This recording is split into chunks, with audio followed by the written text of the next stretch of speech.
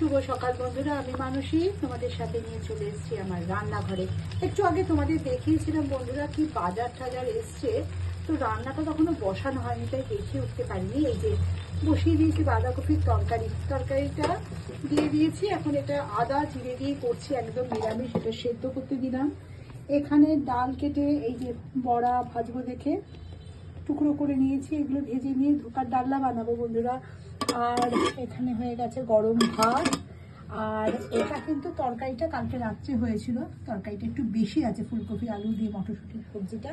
এটা তো ফেলে দেওয়া যায় না, গরম করে নেবো ওটা। আর এখানে করে নিয়েছি ঘন মুসুরির ডাল, 5 ফোড়ন দিয়ে।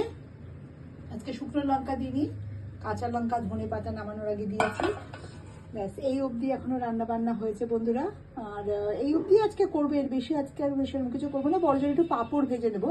আজকে নিরামিষ করছি সম্পূর্ণ রান্নাটা।